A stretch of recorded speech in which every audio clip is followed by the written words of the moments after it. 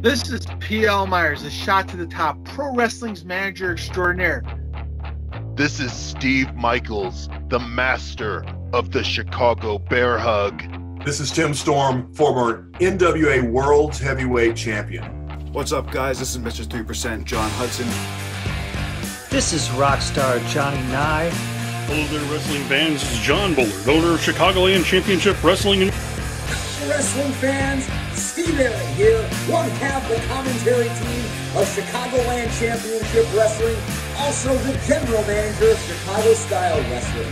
And you are listening to What Do You Say with DDJ.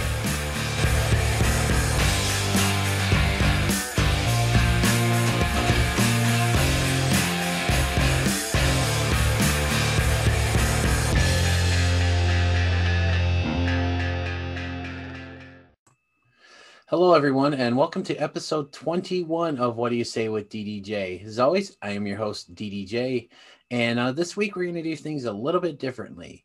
This week is going to be a best of What Do You Say with DDJ, where I will be playing clips from all the interviews that I've done with the various personalities I've had on this show. And this is going to lead into the season premiere of What Do You Say with DDJ that will debut on the very first Monday of January of 2021. Yes, we finally made it through 2020.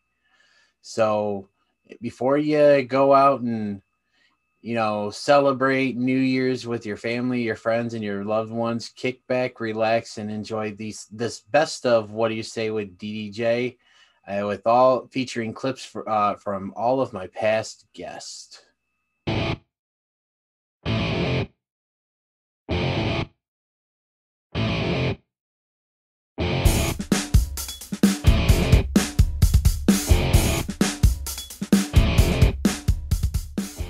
So you mentioned, bringing in all the big names for your Dream Night shows. Now, obviously, I remember, I believe it's the second one when you had the Road Warriors and Ellering along with Jimmy Snuka. And I remember that because I got to be a part of that thanks to you. I remember that. Got me on the head with a coconut. Thanks a lot. I really appreciate that. Oh, anytime. I actually just was kind of looking through some of the book and I saw the part where all the pictures were. And I saw that picture and it kind of gave me a chuckle because that brought back some memories. But that was definitely a memory for me. Yeah. So you'd mentioned obviously, some of the guys. So who are all the guys that you brought in for Dream Night? Oh, I mean, you got to think it was 13 Dream Nights, and on top of it, you got to think of the all the talent that we brought in outside of Dream Night shows. I mean, we had regular shows that we brought in people too. I mean, the very first people that we brought in were the Road Warriors when I managed them in 2000. In 2001, 2001, when I managed the Road Warriors, October 20th at Oaklawn Pavilion. We drew over 900 people for that event. Unfortunately, I got beat up by the Road Warriors, and the rest is history. And then we brought in Vampiro in February in Melrose Park, and then Dream Night 1 was with the Road Warriors, and Kurt Hennig showed up. This is right when he got fired, so he showed up at the show. Wow. Then we came into Dream Night 2, and he said, who are we going to bring us back? And he said, bring back the Road Warriors. I go, we just had them. I said, yeah, but this is their 20-year anniversary. So we were the only company in the United States to do a 20-year anniversary for the Road Warriors. And then we brought in Jimmy Superfly Snuka because 19 years earlier, Jimmy Superfly Snuka got hit on the head with the coconut with Roddy Piper. So we wanted to do something special for that. And, I came out dressed as Roddy Piper with real bagpipes. I remember that. And people lost their mind thinking it was Roddy Piper. And I had the kilt. It cost me quite a bit, but I wanted to do it right. Pay tribute to Roddy because, Roddy wasn't available, but I wanted to pay tribute to Jimmy Superfly Snuka since I had ties with him. So, it was a thing. And then you go onto that, then you bring in guys like Bret Hart. You got Kurt Angle. You got Mick Foley. You got Ric Flair came to a show. It wasn't a Dream Night. You had the Ultimate Warrior who also came in. You've had Dusty Rhodes came to a Dream Night. Legends upon legends. I mean, we had Sting was our very last Dream Night we had. So they were guys that we brought in, you know, the biggest name guys. Matt Hardy we brought in right after he got let go from WWF with the whole Lita situation. And that blew up and was ridiculous because he just goes to the ring, says hello, and a line out the door for his autograph. So we've had a lot of great superstars come through our door. Now, were all the guys that you brought in for like the Dream Nights and the other shows, was there anybody that you would say was difficult to work with?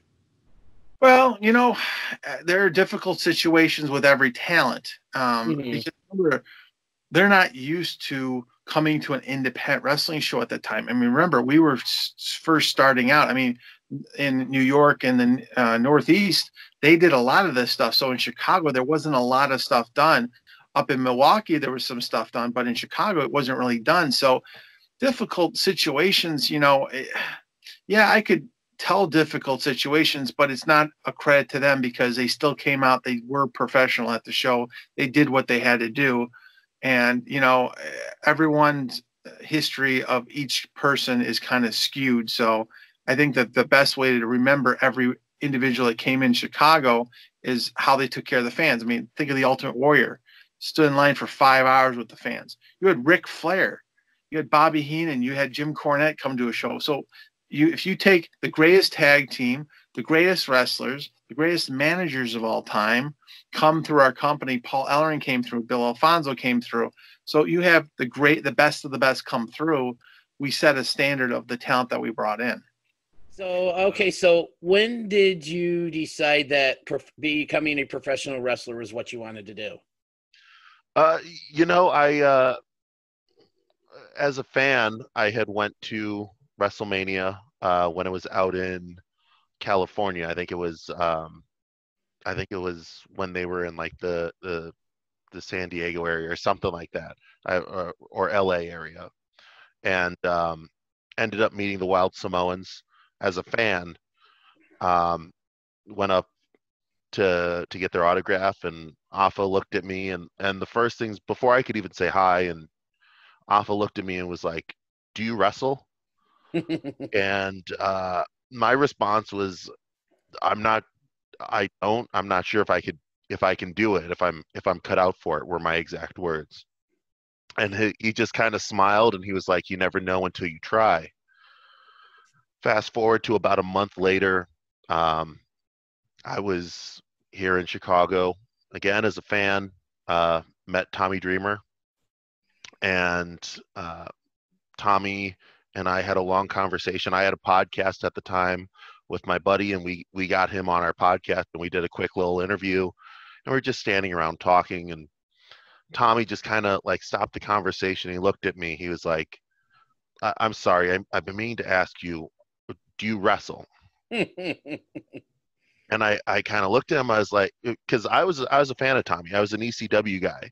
You know, I'd stay up till 2 a.m. to watch ECW, and you know, so I was like, "No, but you're the second person that's asked me within the past month. I'm honestly thinking about it." And he kind of, you know, he gave me this look, and he was like, "You know, if you were a wrestler right now, and I was in my old position as talent relations for WWE," he's like, "I would offer you a contract on the spot. I was told to hire guys that looked like you, so I would offer you a contract, no questions asked." And really kind of taken aback by that, because that's a huge kind of a deal, and kind of a moment where it just changes everything. You know, you go from thinking, well, maybe I'll give it a shot, to maybe there is a shot there, or maybe there is an opportunity there for me down the line. And that kind of pushed me over the edge, and decided to make a life change and move to Florida, and the rest is history. Wow. All right. Welcome back to What Do You Say with DDJ. Once again, I'm here with the owner and director of Chicagoland Championship Wrestling, Mr. John Bullard. John, so now CCW is in play. So tell me about the process that you've undertaken from CCW being a little seed, and what you've done to help it grow to the point to where you're about to do the tapings. Well, dating back in 2017 and 18, me and Chris went out of our way to start talking about building a roster that we would want to work for us. And so I would kind of work undercover, working for other companies as a wrestler and also referee and announcer. And I would scout talent. And I wanted people who, one, were top of their game. They're good young talent or good veteran talent. They're good teachers. And there's not a spot open in Chicagoland. It's more of there's a position filled that's needed. And that's how I go with booking. I don't want to book someone just to fill a show. I want someone who is meant to be there, and their purpose is to make that show even better than what it is. So we went out of our way to book great talent. You got Vic Capri, you got Marche Rocket, you have Garrison Creed, Chris Logan. You have those guys alone, very well known in the Midwest. And then you have, up and coming guys. There's going to be like, You've Gone Wild, the Gotch Brothers. You have Chris Jones, who was trained by Billy Robinson. He's one of the all-time greatest wrestlers ever. This kid's like the modern-day Bryan Danielson. He's very, very good. We have Johnny Nye. Nye reminds me if you take Edge and you threw in hot stuff, Eddie Gilbert. Ooh, that's a nice combination. That's who Johnny Nye reminds me of. He walks and walks talk like he's good. And you got guys like Tully Bertarelli. He's a real life TV actor. So the whole Mr. Made for TV. That's not a gimmick. That's him. He's been on Chicago PD Empire. He's going to be on the upcoming season of Fargo on FX, and he's going to be wrestling for us. So we have all these bigger than life characters. C-Red, who's a legend in Chicago too. You got young and upcoming stars like Miles Mercer, Yo-Ya. So it's a mix of veterans, youth, and a very diverse company as well too. I'm a strong believer in diversity. So we've been planting the seeds, building up the town we're in Michigan City. We're also, by 2021, planning to do shows in the city of Chicago as well. And so we've been, it's one of those step-by-step basis. To really start out a good wrestling company that you're hoping will last more than a year, you have to make slow steps and make sure what you're building for your company and brand really stands out, for one, compared to other wrestling shows, but also give a different flavor of ice cream, so to speak, for what we're doing. Something that fans will realize about our shows, we do a lot of retro type stuff. We're modern day wrestling with a retro feel. You probably see some of our videos we've been doing. It's very 1980s, 1990s style wrestling. And bigger than life characters and the vignettes and the montage videos, and it's stuff that made me fall in love with wrestling when I was a kid. It's something you don't see many companies do nowadays. So when's the last time you seen a montage video in wrestling, for modern wrestling? I'm having a hard time, thinking of one. So yeah, that's what we want to bring. And some of the videos we posted, people were like, "My God, that was great!" I remember No Coast. They just did the No Coast Coast to Coast, which is their video of parodying Wayne's World. I did see that. That was hilarious. Yeah, but you don't see vignettes like that from people in wrestling often. So it's kind of gives that little cheesy retro vibe of modern wrestling. So I think fans who are old school wrestling fans that want to see wrestling as a sport will love what we're doing. Wrestling fans who are going to be entertained because they just want to have a good time, I do believe they'll love our products. And casual fans, excuse me, casual wrestling fans who just want to go somewhere and have a fun time will have that as well.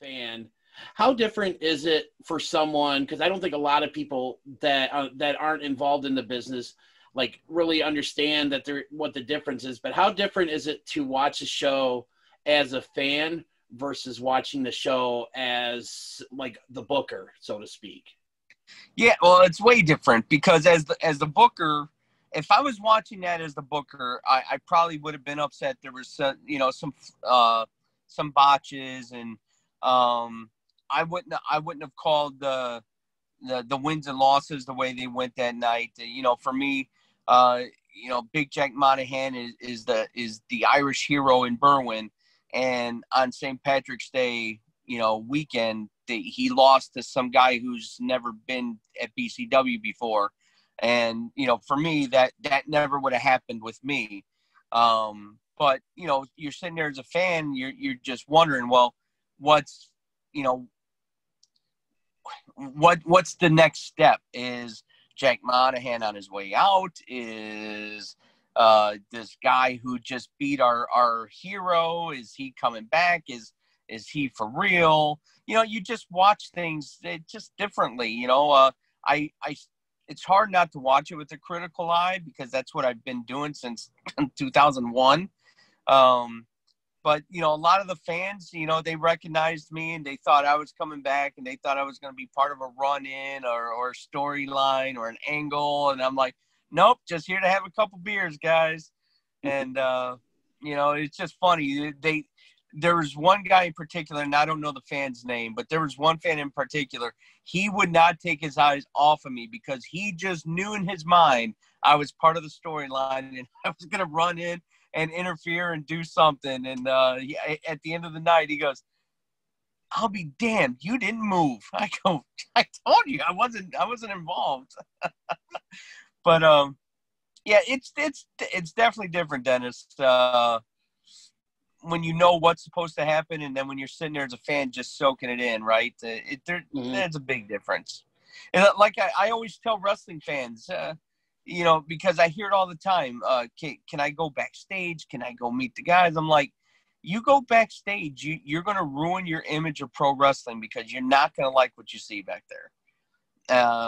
And I learned that actually the very hard way in an old NWA show at the UIC Pavilion. I wanted to go backstage so bad, and when I went back there, Big Van Vader is chatting with Ron Simmons, and Lex Luger is talking with Ric Flair, and they're fighting each other that night, and I'm like, wait, what the hell's going on? I was young. I was a believer. They don't like each other. Yeah, right. So just be careful about asking to go backstage because you won't like what you see back there. So and obviously, you had a lot of title defenses, but one that I found that in particular that I discovered you had a title defense against was Jerry the King Lawler. What was it like working with him? We've been on 100 shows together.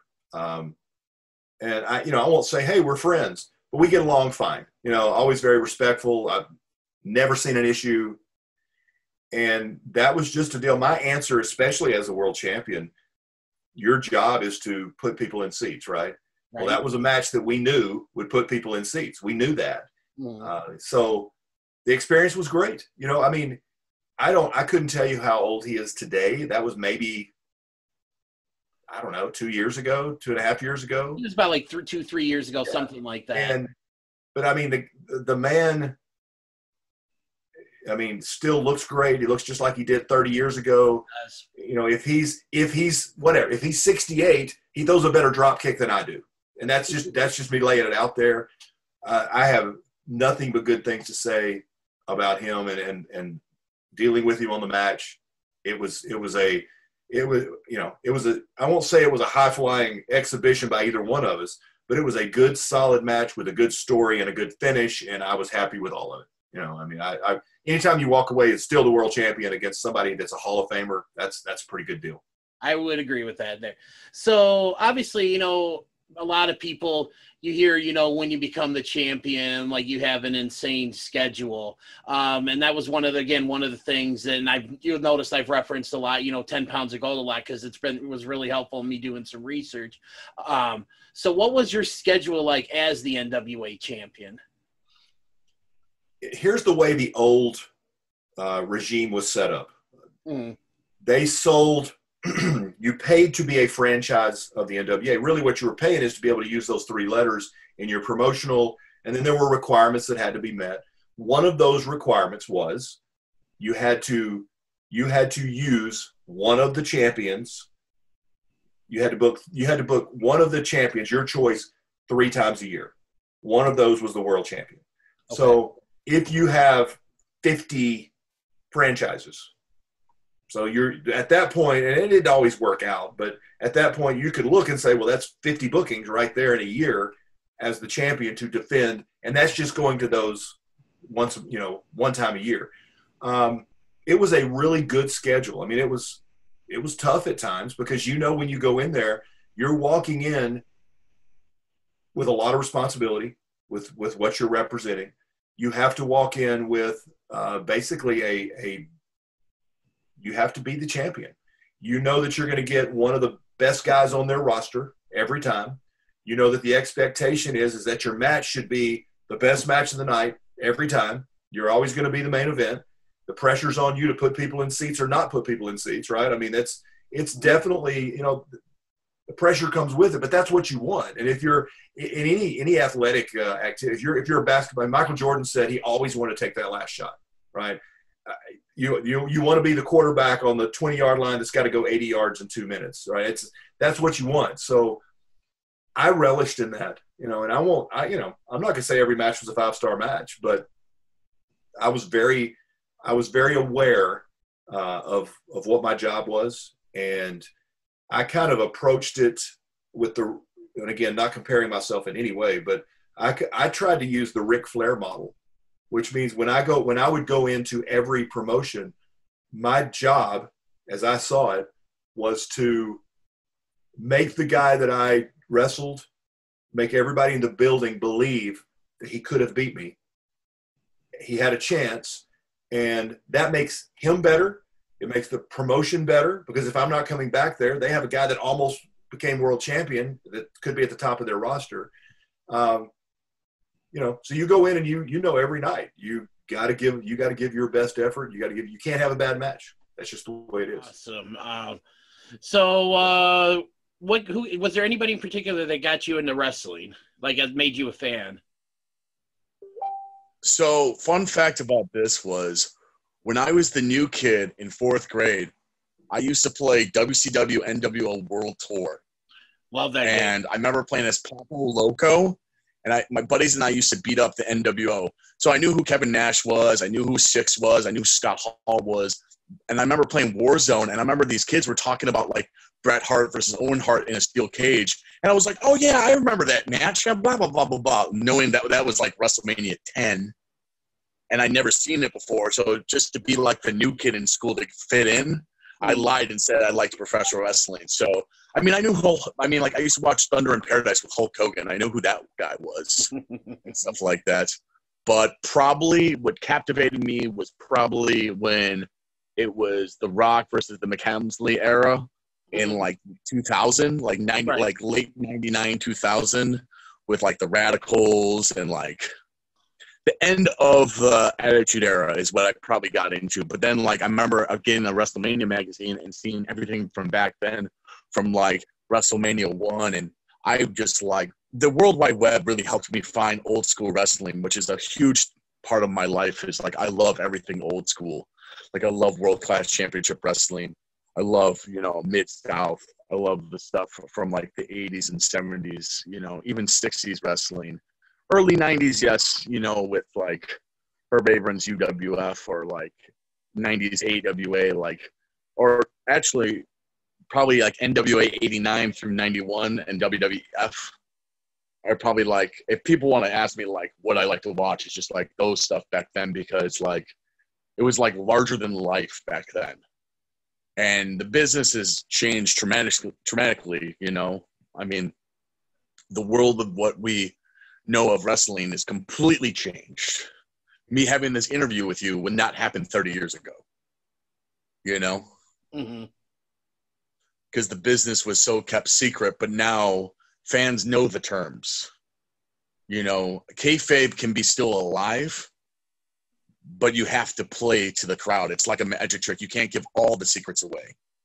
That makes any sense. That makes a lot of sense. That really does. And so growing up down in Texas, where I'm assuming you watched a lot of World Class? Yeah, absolutely, yeah. And what other promotions did you have access to down there? Dory and Terry Funk were pretty popular down here. But I moved to Illinois when I was fairly young, so I didn't see a whole lot of promotions down there. Oh, okay. Yeah. So when you moved up to Illinois, what did you watch? What promotions did you watch? Just like the local indie shows. There was RCW in LaSalle, Illinois. And that was the only show that I really went to because it was right by me. And, of course, I had to have somebody transport me, so that's the only place that I went. Okay. All right. And who were some of, like, your early favorites that when you first started watching wrestling? I've always been a fan of Stan Hansen and Hulk Hogan. All right. So speaking of your match here, tell the audience a little bit more about your match and also like what the date, all that good stuff. It's your time, man. Okay, man. So Saturday Night Grapple Masters is a Chicagoland Championship Wrestling show that will be taking place in Michigan City, Indiana at 7 p.m. Doors open at 6. Tickets are $10, $30 for a family 4-pack. My opponent will be a guy who had the same, I guess you could say we kind of had the same beginnings. You know, people looked at us both as like the guys, the really athletic guys with the bright future and everything. I mean, Raven Fett's now at this point, he's kind of a joke to me. He's just a shell of what he used to be. He's trying to do this whole reinvention of himself. He tried to go off and change his appearance and everything, and now he keeps calling me out for some reason. I was minding my business, man. And now, you know, John gave us both what we wanted, and he keeps saying my name, and I'm going to give him a reason to stop saying my name and to leave me alone and to let me be. And he keeps trying to play hero to these people, and it's all a joke to me, man. I'm pretty much going in on October 3rd, ready to give this dude what he's been asking for. He's been pretty much asking to get his ass beat, and I'm just ready to do it. And I mean, honestly, it's that simple. He's like a Muay Thai guy. He's supposed to come at me with these kicks and these strikes, but I think it's going to be really hard to throw a strike when you're getting thrown over somebody's head. You feel me? Mm-hmm. It's going to be really hard to throw a kick when you get caught and suplexed over your head. It's going to be really hard to throw a punch when you're going to be putting a Kimura, you know. Pretty much going to break it down systematically and pick up the pieces after it's done, almost like a vulture on a dead carcass. That's the mission. Put down Brave Fett. Right.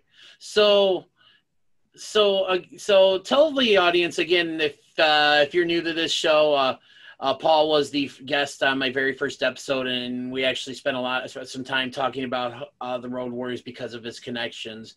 And I'm going to get into how Paul here actually made it possible for me to meet the Road Warriors. But before I go into that story, I'm going to let Paul share some stories about his time with the Road Warriors. So, Paul, the floor is yours. Well, the thing is that, you know, again, as Paul Myers, not PL Myers, you know, I'm a fan of the Road Warriors. I get their merchandise, I get their posters, I got the action figures, and, you know, you see them live. And then 96, actually 90, which is true story, 95, I met Road Warrior Animal. Road Warrior Animal was doing a Special Olympics event at the Rosemont Horizon. They were doing on the floor where they had all, and he was there, had pictures and autographs and stuff, and I didn't know you could bring your own stuff, but I met him. I'm like, hi, what's your name? Paul. Oh, okay.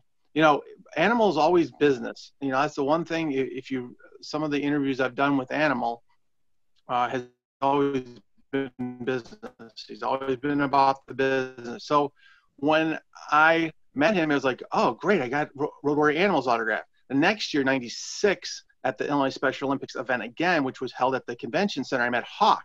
So I actually brought the the Crockett Cup pictures, like a 5x7 of them with the belt, the Crockett Cup. So I met Hawk. I actually interviewed him. I started my television show, Hero TV, interviewed Hawk. And I go, this guy's, you know, you always try and impress your heroes. And Hawk was, of the two, Animal was business and Hawk was the guy that a lot of people drifted to because he was very likable. Not that Animal wasn't, but Animal was a business guy. You didn't mess with him. So I go up to him and go, this guy's won 6 different championships, the Crockett Cup, this guy's a legend. He looks in the camera and goes, how do you not like this guy? He knows everything. And that's where our friendship started. And then after that, I met Hawk again, and I actually met the Road Warriors at WrestleMania 13 in Chicago, did an interview with them, which was featured on Dark Side of the Ring. All the clips of Hawk's interview was on Dark Side of the Ring, was from the interview I did at Gold's Gym 2 days after WrestleMania with Animal and Hawk. And you can see how Animal's talking about how WCW treated him wrong and why they're in WWF. Then I interviewed Hawk again. And then lo and behold, I became a manager in 2000. I started off with PWI and LWF, and then in 2000 I became 2001 joined PCW, and in October I managed the Road Warriors in Chicago. That was the deal. A friend of mine, Bob Morenin, who works for Wrestling Figs, a website with news and wrestling figures information, hooked me up with the appearance. The story was P.L. Myers hired the Road Warriors to be our hitman because Flyboy TK was the guy I managed, and Dave Storm and Wally Wild interrupt TK's celebration. So I hired the Road Warriors to go beat them up. So it was a 3-way dance, October 20th, 2001 at the Oakland Pavilion. We had over 900 people. Hawk and Animal were great. The place went ballistic. And then lo and behold, at the end of the match, P.L. Myers was not happy with the Road Warriors beating up the wrong person. So I grabbed Hawk.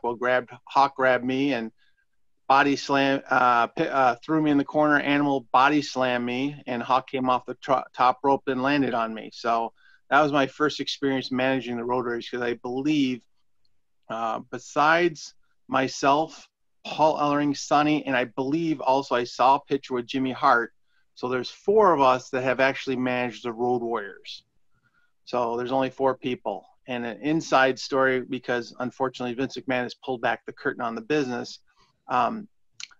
When Animal picked me up, he pretty much deadlifted me and body slammed me. And he goes in the back and goes, you know what? In my how many years in the business, you're the heaviest piece of you-know-what I've ever had to pick up. More than Jerry Blackwell. So wow, that's saying something. That was my badge of honor, because as a manager, a rookie manager, I just didn't, quote, push at the right time. But and then we brought him back for Dream Night 1 at Elmhurst College, where Mr. Perfect was there. Showed up right after he got let go from the WWF with the airplane incident with Brock Lesnar. Seth Rollins, that was his first independent wrestling show ever. He showed up to Dream Night 1. So that was his first taste of watching an independent show. And then Dream Night 2 was the 20-year anniversary of the Road Warriors, 20 years to the day. And one day we brought them in. Paul Ellering, Hawk, and Animal together for the PCW tag titles. They were in a 3-way dance with the Gravediggers and CIA.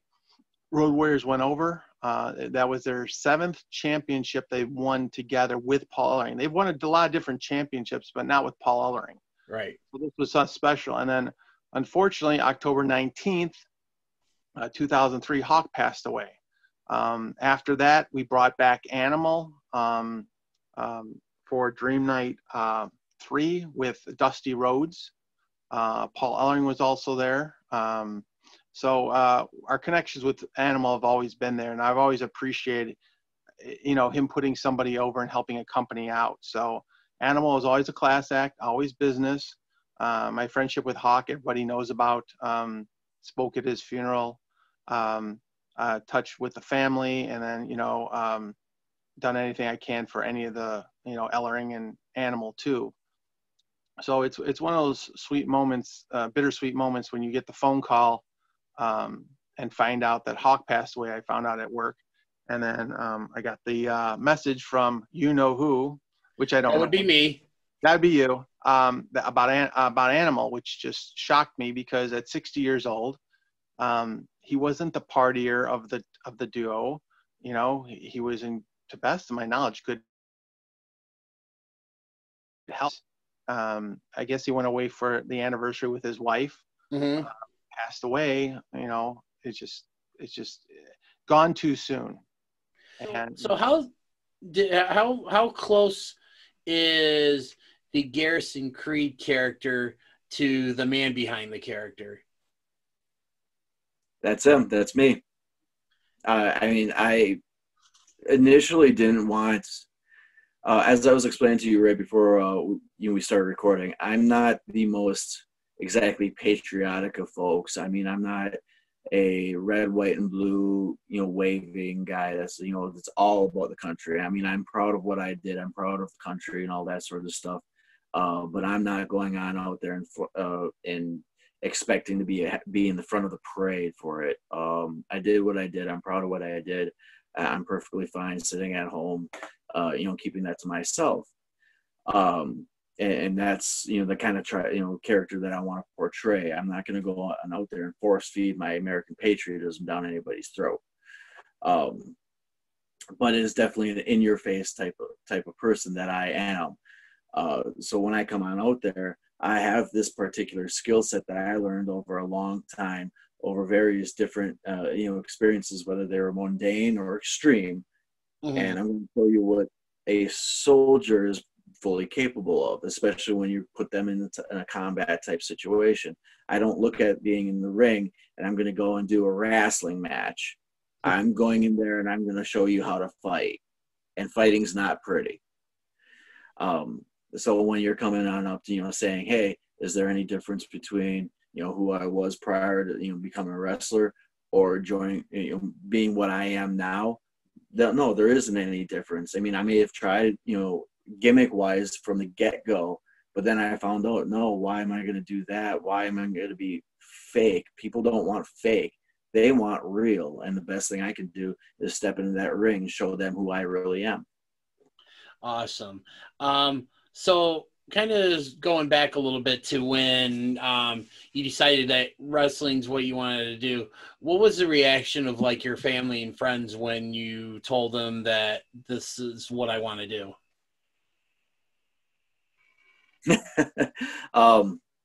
You're going to fail. Why are you even going to bother? Why are you going to try that? Challenge accepted. That just gives me a little bit more fuel in the gas tank to make it work. A little bit more, lube up the elbow grease to, put that much more effort into it. Especially with, kind of a lot of my personal relations, they haven't been the most optimistic and positive influences on things. So, I've learned over time to kind of cut those strings. And I'm going to do what I'm going to do anyway. And tell you the truth, since I've gotten involved in professional wrestling and the wrestling community, it's the best thing I've done ever. It's put me in a better place mentally. It's helped me deal with a lot of the military issues that I've had to deal with. Come on, I don't know. It's like my therapy. It's given me that next goal. I'm a very goal-oriented person. So now I take each show. Each time I step in the ring, I take that very personally. That's my next goal. I have different things I want to accomplish with each match. I have different goals in the gym to make sure that I'm in shape to be able to do what I need to do in the ring to do that. So a lot of people weren't optimistic. They were actually outright negative about me pursuing this as a dream, a goal, a career. And now those are the people that are asking me for, hey, where's your pro wrestling tee site? I want to buy a shirt. I win. A lot more. So one of the things you and I were discussing, you know, as we were kind of getting this show set up together and stuff, is, and this is actually something that I'm planning on discussing with a couple friends on another podcast that I'm working on, is what does professional wrestling mean to you? And like, also, what are some of like the greatest benefits and things to happen since you became involved in the world of wrestling, both as a fan and actually as a performer? Whew, that's a good question. Wrestling to me has always been, like, a lifestyle is so cliche, but it's just something that has always been around for me. And it's always been something nice. Like when I was little, if I had a bad day or a bad week, and I was like, oh, Dad's wrestling this weekend. It was so cool to just be able to lose myself in a wrestling show as a young kid and as I grew up. And I always had the weekends to look forward to because I could go watch some wrestling, which is definitely an advantage of having a dad that's a wrestler. Because when I was like 13 and 14, I started, hey, can I come to the show with you? Hey, can I come to the show with you? And it really gave me an opportunity to see a lot of cool people, meet a lot of cool people, and just watch some really cool things happen. And it's just something that's always been around, and I can't see myself having a life that doesn't involve wrestling because of how much it's been in my life. Awesome. So that's kind of, you know, for me, a lot of what you said kind of rings true with me. It's always been there for me. You know, I always talk about how outside of my family and my friends, you know, this is like wrestling is the thing I'm most passionate about. And it's because it's not only given me something to, you know, be a fan of and get into, but wrestling's allowed me to do things such as this podcast with that I have you on right now. I've made, you know, I've had, you know, I met my best friend and I became friends. Just we worked together many years ago at Toys R Us, and we'd see each other. We might nod or acknowledge each other, but it wasn't until we ran into each other at a WWF show back in, I think it was like 1997, and when we realized that we both were into wrestling, that's when our friendship really grew and blossomed. And I think honestly that's kind of one of the most rewarding things about being a wrestling fan is all the friendships that I've made, you know, with my friends, even just, you know, meeting people at conventions such as yourself. I mean, you did something for me before All In Weekend, you know, and I remember running into you at the StarCast and stuff and just kind of starting our friendship there. So, yeah, so tell some about like the friendships and stuff that you formed and stuff. Like, what's that like for you? So it's really cool. I was in a cool spot because I started as a fan, growing up around wrestlers, but still being a fan because of my dad. And I got the chance to meet people. Like my first show that I remember going to was like a big show, had like Kurt Angle, Rhino, Bushwhacker Luke, Abyss, Al Snow. So I got to meet people like that. And as I got older, I started to get into Facebook groups and go to conventions. And that's where I met guys like you, my buddy Justin Del Rio, one of my best friends in the world. I met him through Facebook. I met all the guys at Too Sweet Cosplay, all great people. I met them. Yes, they are. Shout out to Nico, Steve-O, EJV, and Wildcard. Absolutely. And so it's really cool to have met them. And on the flip side, it's really cool because I've started to be on shows and be in matches with people that I paid to meet as a fan. One of my favorite stories is I was so excited to meet Glacier at StarCast on All In Weekend in Chicago. I've never bought a photo op for anyone faster than Glacier because as I was watching wrestling and watching WCW and exploring, I thought that was the coolest character, like the Sub-Zero, like he made it snow. I thought that was the coolest thing. So I met him and I took this picture with him and I thought it was so cool that I had met him. And now fast forward just about 2 years, I talked to him yesterday, and he's one of a very good friend of mine. So, and being able to say that I teamed with him, that was so cool. He even said he got the standing ovation, the "You still got it" and "Thank you, Glacier" chants. And he came in the back with tears in his eyes, and he said that was one of the coolest things ever. Awesome. Okay, so we're at the show here, and you and Tom came out to, you know, had a Road Warriors little tribute. I believe you were wearing the I know one of you was at least wearing the Road Warrior Animal shirt. I know you had your face painted up like Animal, and Tom had his face painted up like Hawk. So obviously the Road Warriors must have had some sort of impact on you guys. Can you talk to me a little bit about what kind of impact the Road Warriors had on you? Yeah. So, and I can speak for both of us on this. Mm-hmm. The Road Warriors are our favorite tag team. Mine too. You know, both Tom and I, in the early 90s, grew up watching them. They were kind of, I think for Tom, they were kind of his first tag team that he kind of saw and got into. For me, the same. We just kind of fell in love with them. I mean, they were two big guys, but at the same time, they could go and they could do anything. They were pretty balanced in what they were doing in the ring. And I think what caught our eye, and mine in particular, was that Doomsday Device. I mean, that's what made them stand out.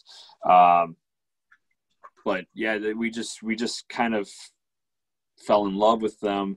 And then in 2010, we had the honor of having Animal at a PCW show, and he had walked up to Tom's bag, and he saw his jacket, and his jacket had the spikes on there and everything. And I'm standing out in the in the entryway, you know, and I'm sitting there, you know, where's Tom? And apparently Animal was just gloating, and you know, he's like, you know, hey, you know, what's with the spikes and, you know, all this, you know, are you a wannabe Road Warrior, this and that? And you know, Tom didn't know what to say because he had to go. And yeah, it was just crazy. And Road Warrior Animal kind of gave us a blessing to, you know, use spikes and use, you know, get that full Road Warrior gimmick and get that full look. And we kind of became good acquaintances with Animal. We were I know Tom went to Las Vegas, but for the Cauliflower to Alley Club back in April, they were supposed to induct Road Warrior Animal and Hawk into the tag team award with Paul Ellering. And I guess because of the COVID, they had to kind of move that, and they moved it to September's date. And I know that he had Tom had contacted me to see if I wanted to go to the September one because I wasn't able to attend the April one. And Tom had gotten a phone call from Animal before that, and they were kind of talking, and Animal wanted to go to lunch and dinner and all this, and I still couldn't make that date, so they apparently canceled that one too. And I guess the night that he was supposed to win the award, he actually passed away. And so yeah, and it I didn't find out till, I mean, I found out the next day, but Tom, I guess, had woken up and he was just devastated, and he called me immediately. And he's like, you know, did you see the news? Did you look at? I'm like, and I mostly run our social media accounts, and I was like, no, I haven't been on Facebook, haven't been on Twitter, you know, I haven't been near my phone all day until you called me. And he said Animal had passed away, you know. I was like, are you serious? You know, so I kind of had to look it up because, you know, I know he wouldn't have joked around with that because, I mean, just you know, how good of friends, you know, we were with him, you know. But yeah, I was totally devastated too. It's just, you know. Yeah. Yeah, I know I was I had just gotten in from doing my morning walk, and I was sitting down eating breakfast, and I was browsing through Facebook, and somebody had posted something about it, and there was that, and then yeah, just going on like online, going on Twitter, and then that's when it was just starting to blow up. And yeah, like I said, I was a huge Road Warriors fan. I took it really hard when Hawk died, and I think I even took it harder when Animal died because it just seemed so sudden, and it was just like, I mean, I remember I was in my car and I was out driving. I don't even remember where I was.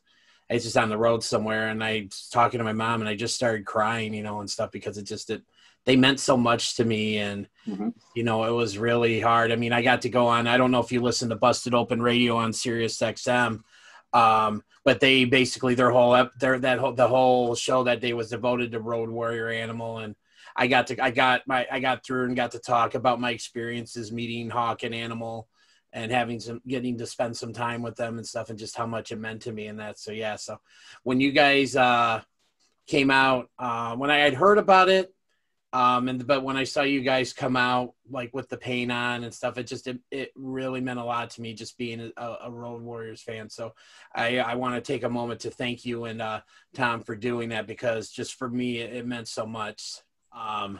So yeah, so now you held the distinction of competing in the very first match of Chicagoland Championship Wrestling. How did that? Was that something that John approached you about and was like, "Hey, did you want to do this?" Or that he told you, or how did that come about? Yeah, he was putting the card together, the matches together. I don't think he asked me. I think he kind of just told me that I was going to be the first match in the history of the company, and I think he said something along the lines of himself having the confidence that me and Miles are going to be able to have a great match for the first match of history in the company. So it was kind of just put on us, you know. We didn't know until we got there. So you mean you didn't know that you were beginning to compete in that first match until the day of the show? Yeah, it's like the day or the day before. But yeah, I didn't know till like that point in time. And how did that make you feel when you found out that you were going to be in the very first match? At first, I wasn't really thinking much of it. I was like, okay, first match, great. I'm not the main event, you know. And then we planned the match, and he comes up to us. He goes, "Yeah, I really believe in you guys. You know, you guys are the first match in the history of the company. You guys are going to leave a mark for the company. Make sure you set off the night on a good tone." And at that point, I started panicking. I was like, "Oh, wait, the first match of the company's history, not just first match of the night, you know." So me and my opponent Miles, like, oh, okay, this is a lot of pressure. I felt like this is more pressure than being in the main event, because this is the first thing that you're gonna see, you know. This is the first impression you have in this company, so let's not screw this up. Well, coming from someone who sat ringside, I thought you guys did a great job kicking it off. And I know the show's going to be available soon on Amazon Prime. Yes, sir. And that's so. How excited are you to go and actually watch the match once the show is available on Amazon Prime? I'm really excited, and you know, it's not even just the wrestling that I'm excited for to watch back on the show. It's just, I think everyone, even the fans, had a big part in making that night something special, something to remember for the first show of the company. It was just, I've wrestled in quite a few matches, you know, for the time that I've been working. I've only been working since August last year, but I've had 60 matches already. Okay. This is one of the nights where I think was, you know, really magical compared to the other shows that I've been on. Everybody was just crazy the whole night, you know. Well, so let's get right into it. Tell my audience a little bit about yourself, who you are, where you came from, give us a little background story. No problem. My name is Jonathan Hudson. That's my actual name. I am originally from Malibu, California. Where do I start? Okay. I grew up very, very, I hate using this word because I'll admit to it. I do not believe in it. And I'll get to that point later, but I grew up very privileged.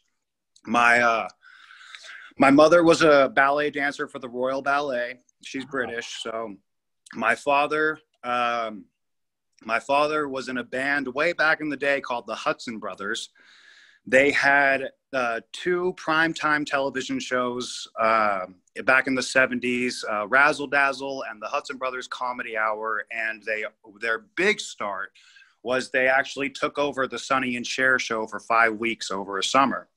And that's how they got their big start up. And Cher is actually, funny to admit, Cher is still actually a really good family friend. She, I'll get into it, but my dad once was diagnosed with cancer. He would not be alive today if it wasn't for Cher. So Cher, if you're ever listening, I love you. So yeah, I grew up very privileged. You know, I grew up in Brentwood, which is right near like UCLA and Hollywood, that area. We ended up moving to Malibu when I was 7 because our 4 houses down neighbor was O.J. Simpson. Oh, wow. Yeah. And we had like a huge ivy front end in front of our house. And I remember seeing guys like looking through the ivy and stuff, but I didn't know what. I was only like 4 years old or something. As I got older, my parents told me it was the FBI looking for the murder weapon because when he drove the Bronco, he drove right past our house, and they think he might have thrown the murder weapon out there. And that's when my parents were like, hey, I think we should move. So, so we ended up moving into Malibu, and I stayed there my entire life. Well, not entire life, till I was about 18 years old. But one night, I was 9 years old. It was right before I was supposed to go to bed, and I'm skimming through, and I come across professional wrestling. I came across a gentleman by the name of Goldberg. Okay. He was wrestling a guy named Hugh Morris. Ah, it must have been his debut. I had no idea. I just saw a guy, just some big dude who had no expression and just went nuts and just crazy. But like at 9 years old, I never really looked at the wrestlers. I looked at the crowd. I just, that reaction to beating someone up. I didn't know the gimmicks of wrestling yet. I was intrigued with it. That was it. I went straight to my dad, who was actually writing a script at a time. And I told him, I was like, Daddy, I want to be a professional wrestler. Okay, so let's hear this Goldberg story. Okay. I really hope he finds out this, because I will say it to his face and bitch slap him when I'm done. So, true story. I saved up money to go to Tampa, Florida for FCW, how I mentioned. Yep. My dad drove me out there from California to Florida, coast to coast. Wow. My dad he was introduced to a guy by the name of Ray Story. Ray Story, he's best known for the founder and inventor of the e-cigarette. Okay.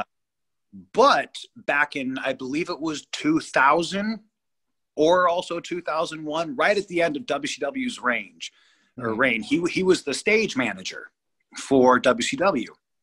And when we were driving to Florida, he lives in Atlanta. We actually stopped off in Atlanta, stayed at his house. Beautiful home. It was awesome. But, and he was telling me, he asked me the same questions, whatever. And Goldberg. He told me, he's like, yeah, I know Goldberg. He's a good friend of mine, blah, blah, blah. Just, kind of, he actually told me, how he got the Who's Next Monarch. He was with his one of his brothers, and he was like, you need a shtick. You need something that, The Rock has this and this. You need something next. You need something. And the waitress just goes, all right, who's next? And there you go. That's how he got it. And I was like, oh, that's really cool. We woke up the next morning, the next day. Ray Story hands me the phone. Who is it? He's like, just say hi. I pick it up. I'm like, hello? It's Goldberg on the other line. Oh, wow. Yeah, bro, I cried. Like I cried. I wept. My childhood hero on the phone with me, telling me, oh my God, it was great. And I was just marking out totally, very subtly though. And I was, telling him like, thank you so much for the opportunity just to speak with you. And he was giving me pointers. And then he asked me what I was doing. And I said I was going to FCW to try and get in there and try and go to the school, get seen, anything. And he said to me, and I quote, Norman Smiley is a really good friend of mine. I love what I'm hearing out of you, kid. I'm going to give Norman a call for you. And he said this, and I quote, I haven't been in the wrestling business in a while. I kind of see this as me somewhat getting back into the business a little bit, helping out a young guy like yourself with so much passion. I'll do that. I'll give Norman a call for you. That's when I broke out and just wept, thanking him. Thank you, thank you, thank you, thank you, thank you. I get to FCW. What phone call? Oh, man. So Goldberg, if you're listening, screw you. And if I ever see you, I will bitch slap you because you're a brittle piece of crap. Sorry, I have to say that. I've been waiting since 2011 to get that off my chest. So anyone who says Goldberg's a great guy, no, he's not. He's a piece of crap. He told, I'm sorry, like I was, well, hold on, 10 years ago, I was 22, 23 years old, and he told a kid who was his child, he was my childhood hero. He told him that I will, to my ear, I will call Norman for you and put a word in for you. The passion out of your voice, I just love. Where's my damn phone call? I am not the type of guy to tell someone, especially someone who's weeping to me, looking at me like their hero. I'm not going to tell them I'm going to help them and then not do anything. I might as well rot in hell for that, which I hope he does. Anyways, so there's my Goldberg story. So, wow. Yeah. Well, look who finally decided to show up. It's Rockstar Johnny Nye. I guess I would say welcome, but I guess I'm just going to say better late than never. You should say welcome. I mean, I've graced you with my presence on this show. This is, my time is precious, my friend. Mine too. I was a little preoccupied, so you're welcome for me being here. Well, gee, I guess I should say thanks for joining me since you already said you're welcome. So, hopefully I don't take up too much of your precious time. Oh, I hope not. I hope not either. So, first question I have for you is, where is Rockstar Johnny Nye from? All right, so I'll break down the whole origin story for you. Since I'm going to give you the benefit of the doubt today, Mr. Dennis. I am originally from Crown Point, Indiana. Born and raised there. And when I was around, always loved wrestling. Huge into music. Those are my two passions growing up. They came to fruition, as you could see. When I was about 21, I discovered that Northwest Indiana was a crap hole, and I needed to get as far away as I could. So I moved over to Las Vegas because that fit my lifestyle. I mean, I like the party lifestyle, the rock star lifestyle. It made me feel more at home. So I went out there. I learned my craft. Toured with the band all over Europe, basically. We did a lot of state stuff, but Europe loves the deeper end. And that's and then, I mean, I'm sure you have a lot of questions, but then I came on to CCW recently, and there we are. I mean, that's the small gist, but I'm sure, you're going to ask more follow-up questions. I don't want to give you everything at once. I want to ruin it. Yeah, you definitely don't want to, blow your load at the beginning here. Exactly. And that's Rockstar never blows his load at the beginning. Words of wisdom. So my next question for you is, how did the Rockstar discover pro wrestling? I would say when I was really young, probably around 5 years old, I remember having action figures of Hulk Hogan, Andre the Giant, Ultimate Warrior, Jake the Snake, you know, just all the classic Hasbro figures, you know, when I was real little. Mm-hmm. And I grew up, you know, just seeing that larger than life feel, you know, of that stage. And I knew that I was destined to be a part of that stage. And I was going to do anything and everything to get there. And then I stopped for a little while in, like, you know, middle school kind of area. And then in high school with the Attitude Era coming, I got way back into it, like really deep, and actually probably in junior high and then into high school. And then I just never stopped. It's just part of me. So which would you say is a bigger passion in your life, music or wrestling? Ooh. You know, Dennis, that is a really good question. Because to me, they're kind of one and the same. I know that sounds weird, but my life, you see what you get with me. So with the music, it's part of my wrestling. So it's the stage. It's whatever stage I'm on, that's when I'm happiest. I just can't pick one over the other, honestly, because I love them both equally.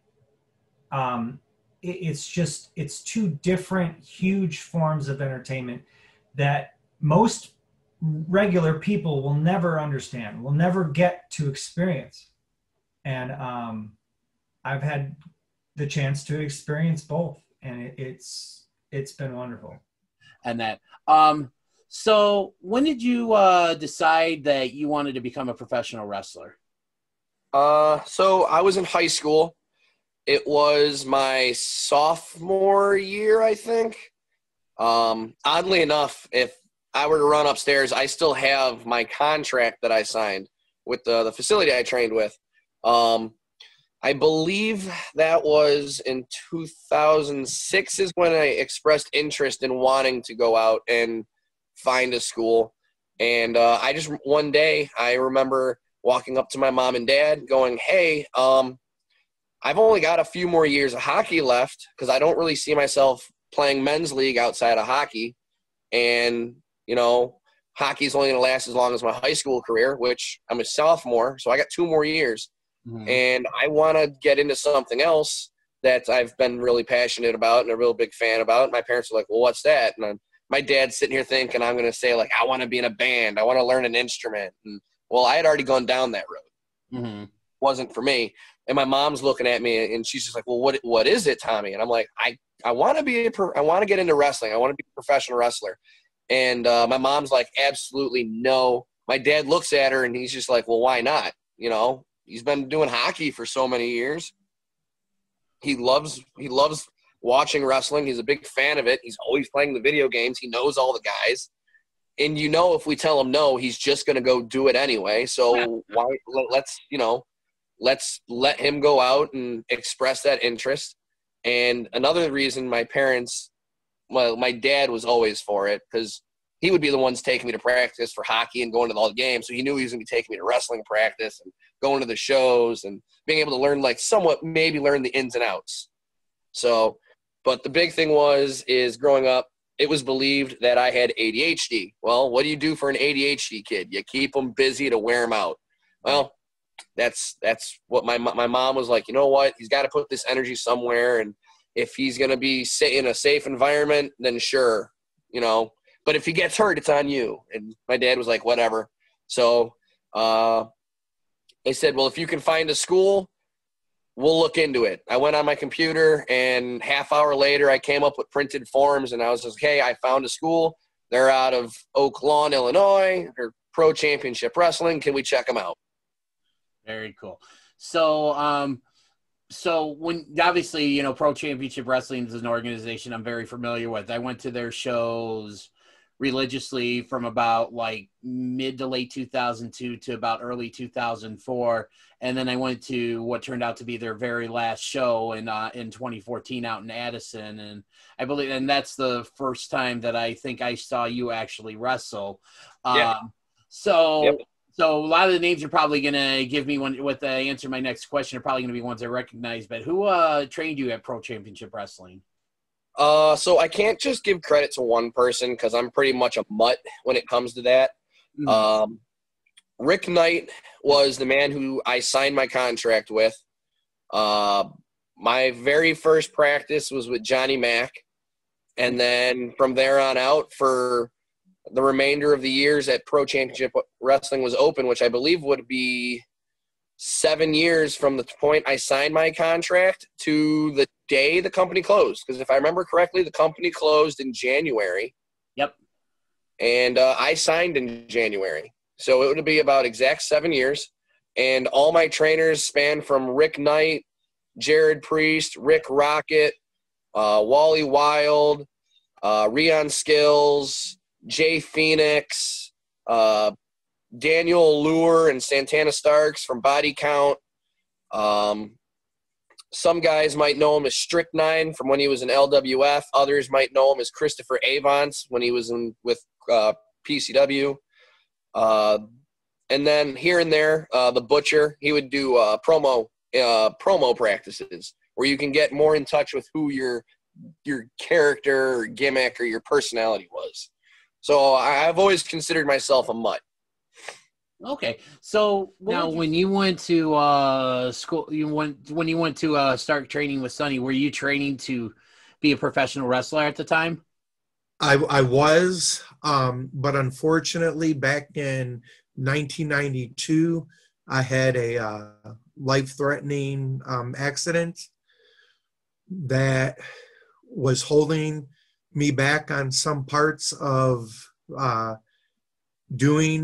actually complete the training and do full matches.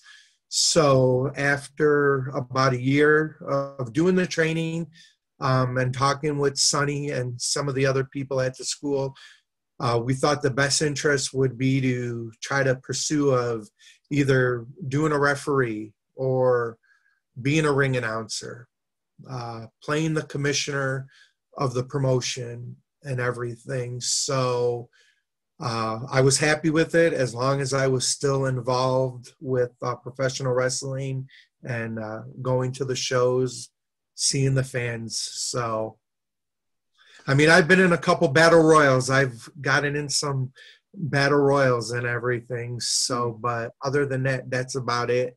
And I've been happy with the last 25 years. Yeah. 25 years is a long time and stuff. And that's it is. I've done a lot of matches, met a lot of superstars. So who would you say out of all the superstars you met during your time in the business, who was your favorite? Well, Stone Cold Steve Austin, The Rock. You know, a lot of people say he's a jerk. Actually, when I've met him, very nice guy. China, the late China, was very cool. Vince McMahon is cool. Stephanie is cool. Shane is cool. I've met the only one I have not met out of the McMahon family. I mean, I've seen her, but I've not actually met her, as Linda McMahon. But I heard that she is very, very cool. So, and then back in the day, I used to take my oldest daughter with me to a lot of shows, and she's met a lot of superstars. She doesn't follow it anymore, but back in the day, she's met Shane McMahon, Scotty 2 Hotty. Actually, Scotty 2 Hotty remembers her every time that we've ran into him. And I've told her to stop at a show that he's been on, that I've been on. And he always remembers the first time meeting her, because we had her out at the bar at 2:00 in the morning, and he told her that she needed to be at home sleeping and get ready for school. Yeah, he always remembers her when he sees her. So he's one of the cool guys. King Kong Bundy, a guy that I used to hate every Saturday morning watching him. And we were running at the Hemmons Auditorium. It was PWI back in the day before it turned into PCW. Right. And Sonny said to me, he said, Lou, he says, I got a job for you. He says, we're bringing in King Kong Bundy, and I need you to go pick him up at the his hotel. And I said, are you serious? He says, yeah, you know, can you do it? And I said, Sonny, I says, I'll do it for you. So I would talk with King Kong Bundy over the next couple of weeks before bringing him in on the phone.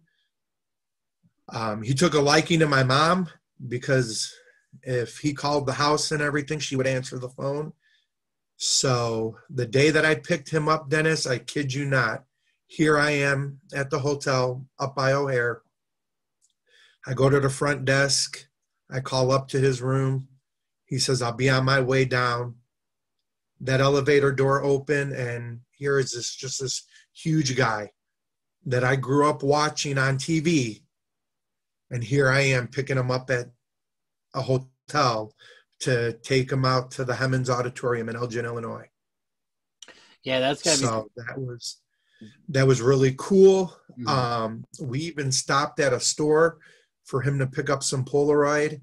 And he was like, you know what, Lou? He's like, you don't have to come in with me. I'll be okay. Walking through the store. And I went in with him. And honestly, I don't know if it's people didn't remember who he was, but I don't know if seeing a big guy like that, nobody bothered him at all. Wow. Kind of reminds me back in 2003 when PCW was running a Dream Night show and they brought in the Road Warriors and Jimmy Snuka. I actually got to drive Jimmy Snuka to that show. So I kind of had that same feeling of, you know, like this guy I grew up watching and like, you know, I'm driving him to a show and like, I'll never forget him asking me to take him to a gas station so he could buy some cigarettes. So it's just kind of one of those things, you know, and then also hanging out with the Road Warriors. It's always cool when like you meet your heroes and you realize that you're human just like you and I are. You know? Oh yeah. So does it feel weird, like, you know, that you work for at a place where you're basically known for being like a t-shirt company, you know, where you make t-shirts for wrestlers and stuff like that, but you're not like what would be considered like a diehard fan? Does that seem weird at all, or? No, I think like a lot of people would, I don't want to say kill, but a lot of people would really like to be in the position where I am. Mm-hmm. You know, me being one of them. Yeah, I'm not a starstruck kind of guy. I mean, like, if I'm sitting here one day and Ryan walks in and Stone Cold Steve Austin's behind him, I would probably be like, whoa, you know, because that's one of my idols, you know, and I'm just like, wrestling and watching it. I'm just like, you know, but I've met through Ryan and, you know, top wrestlers, and, you know, it was really weird with All In and meeting like Cody and meeting like the Bucks and meeting, because I wasn't a fan. I really didn't know, you know, I knew about them obviously from the shirts and from selling and from everything, you know, but I didn't really know anything about them. And, you know, just like meeting them and not being a huge fan of it and just meeting them as the people that, you know, they are, it was, you know, and, you know, it's just like, because a lot of the people here love wrestling very, you know, very much. And they're just like, they kind of just stand there and just, you know, just staring at them. And I'm just like, you know, talking to them like as like a person, you know, and just, you know, like when Cody first went to New Japan or he was going to New Japan and he was doing a show out here in Chicago. I don't even know how long it was ago, but the guy came in, not in a suit, not in anything, just, you know, just sweats, and just came into the store. And Ryan's like, hey, this is Cody Rhodes, and and I'm just like, hey, nice to meet you. And he's like, nice to meet you. And we showed him around the shop. He was just, even for being a person that I didn't even know that he was from WWE or from the Rhodes family or from anything like that. But I know Goldust, and I didn't even know, like, I knew Goldust, but I didn't know it was, he was a related. Didn't even know that. And I'm just like, I don't know who this guy is. And I'm just like, he's just another wrestler from wherever the hell he came from, and he's here and he's just visiting. And he was in awe of like what we did. Now you see Cody and you see him, he's like a suit, tie, and he's for the brand and all that stuff. I mean, I saw him just gym clothes, and he was just walking around the shop, and he was just like, we had, it was probably after a sale, we just had tables full of orders, and he's just like, what is all this? And we're just like, yeah, these are like orders from people. And I'm pretty sure it's right when he was coming into New Japan or really close to it. And the guy was literally, I'm like, hey, here's an order from Jim Bob. You want to sign the invoice? And he's like, yeah. He's like, I'll sign the invoice. And then that kind of caught on with like wrestlers that came to the shop. If selling a lot of merch, like we would go through orders, and they would just like sign it. Thanks a lot for buying my stuff. That's pretty cool. Yeah. And there's just like stuff out there, and like Castro does it. If someone buys a shirt, Nick will do it. If someone buys a Barracuda Mailbox Bomber shirt, I've had 5 in my whole lifetime, I'll sign it, and we send it out, and people like it, they'll, and a lot of people think it's fake, like, especially if they get it from a wrestler. They're like, somebody scribbled on here, it says Cody, and we're just like, no, yeah, it really is him. He was in the shop, and, he was, and he's still humble to this day, but, he just wears a suit, Right. So obviously you said you grew up in a house where wrestling was forbidden. So what was the reaction of your parents like when you told them that you wanted to, get into wrestling? Never happened, bro. I was just going to say, for my fans listening to this on like Apple Never Podcasts happened. or whatever, he was shaking his head emphatically no. So to go to that story, we have to tell another story. Please. So I'm not going to say I've never hit it, but I've kind of, I kind of speak about it now more than ever. I was a huge alcoholic and drug abuser, marijuana partake. After I came back from Desert Storm. Well, thank you for your service, first off. Thank you. I suffer from PTSD, and at that time, we had no clue what it was and all this other stuff. So I just came home and I self-medicated. I had kids, and my life was going downhill fast. And I still watch wrestling, which is crazy. But like, I really cried out to God, and like, there has to be something else besides what I'm doing. So my now ex-wife runs in the house, tells me there's some wrestlers at the bank. So instantly in my head, I'm thinking Shawn Michaels, Bret Hart, Undertaker. I'm thinking big name stars are at the bank. We loaded up the kids. It's not even a 30-second drive, but we get there. And the bank was doing like a little festival for the neighborhood or whatever. Right. And I get up, and these guys are as big as me. And like, who are you guys? So the owner introduces himself. It's Sam DeCero of Windy City Wrestling. Okay. Never heard of you. Who are you? So he's standing there with Mike Anthony, Steve Voss, Terry Allen, and Brandon Bishop. All of them are champions at that time. Who are you guys? Never heard of you guys. So he tells me to watch channel, at that time, I think they were on channel 19 or 26 on Access TV on cable. Mm-hmm. I watched. I was impressed. But he gave me a brochure to join. And when I looked at the fee,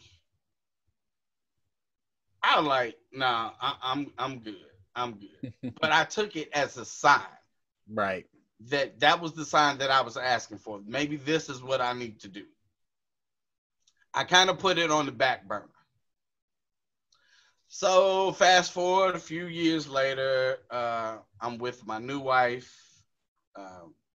All my kids are over, all my girls. I only have daughters. And at that time, it was only 4. Mm-hmm. And I'm a big thing. My thing is, whatever your dream is, go do it. So Right. my daughter wanted to be a veterinarian or something. And I was like, well, baby, if that's what you want to do, do it. The other one wanted to be a dancer. If that's what you want to do, do it. Whatever y'all want to do, I support. And then it kind of hit me like a ton of bricks. How can I tell my kids to follow their dreams? I never followed mine. Right. So a friend of mine kind of worked for the LWF, Lunatic Wrestling Federation here. Yep. So we went to a show that Saturday. And it was the infamous New Jack show. So, oh boy. Hung out after the show with all the guys, kind of got the atmosphere, and I was like, yeah, I think I want to do this. Went to one guy, but I wasn't sure where I wanted to train. So I went to one guy. It took me an hour and a half to get to training. And then he pulled out just some regular floor mats. And I'm like, where's the ring? And no ring. Wow. Okay. Now the training was free, but I didn't appreciate, again, I'm thinking I'm just getting ready to get in the ring and get it on. Right. I didn't grasp what it took. So scratched him off, got back in my car, drove 2 more hours just to get home. I was really upset about that. A couple of days later, I go back to LWF, to the Bump Factory. The problem, though, when I walk in, Machine is training. And anybody that knows LWF, Chicago, anywhere of Chicago, they know of Machine. Yes, I've heard of him. I was horrified the way he was beating this kid during practice, and they were the only 2. And I mean, the LWF building was gorgeous. I mean, it was like a kid's dream come true. There's all kind of toys and figures all around the wall and posters. I was like, oh, I love this atmosphere, but if I got to get in there and train with him, no. I don't think so. Finally, I looked at that brochure again. So I called Sam DeSera up. I scheduled a tour. I go back. And he tells me, okay, this is the price, but you only have to put $500 down. Now, that's not horrible. Right. But I'm a father of 4. Husband. I've got bills, mortgage, car notes. Yep. $500 ain't just, So I came to my parents, said, hey, I want to go back to school, but I need $500 to get in. And that was the only time my father asked for his checkbook, and signed his name to a blank check. And I was stunned because I could have filled out any amount that I wanted to. Right. You know, and he never questioned it. He just, okay, here. You want to go back to school? Here you go. All right.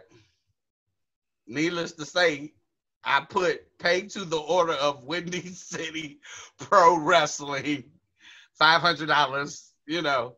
Mm-hmm. And that was it, you know. But they had no clue what school I was going to. But eventually I realized that the check is gonna come back and it's gonna say Windy City Pro Wrestling. Right, right. So before the check comes back, I need to kind of tell them what's going on so they didn't freak out. So I told them. They didn't seem too happy at first. Mm-hmm. But God rest his soul.